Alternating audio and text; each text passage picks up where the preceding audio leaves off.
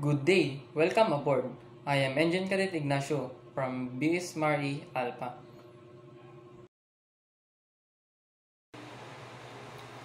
So today, we're discussing something crucial to our safety, the load line convention. You'll see this mark on the hull of every vessel. It's not just a line, it's a lifeline. What exactly is the load line? The load line indicates the maximum depth of a ship can safely be submerged in the water. It takes into account factors like the ship's design, the cargo it's carrying, and expected weather conditions. Think of it as the ship's weight limit. The load line, also known as the plimsoll line, ensures the vessels remain stable and buoyant, preventing them from sinking due to overloading. So, if the ship goes deeper than the load line, then it's overloaded. This is incredibly dangerous. An overloaded ship is unstable, more prone to capsizing, and at risk of structural damage. We're talking potentially loss of life and cargo, and severe marine environmental consequences. The load line markings indicate the maximum permissible drop, or how deep a ship can sit in the water depending on factors like seasons. There is a summer, winter, and tropical.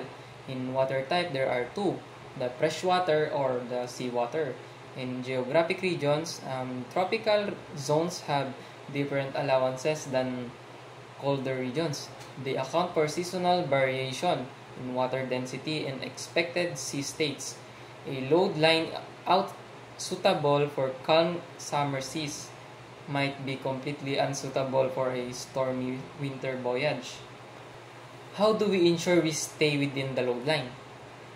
By careful planning and meticulous record keeping are the key. Before a voyage, we calculate the total weight of the cargo, fuel, and the crew. This is compared to the ship's load capacity, ensuring we remain well below the load line. Factoring in safety margins, we also constantly monitor the ship's drop throughout the voyage. The load line convention isn't just numbers on the hull. It's commitment to safety. It's about understanding the forces at play, respecting the limits of our vessel, and prioritizing the lives of everyone on board. Ignoring the load line is not only reckless but also illegal. So, it's about responsible loading and constant vigilance? Precisely.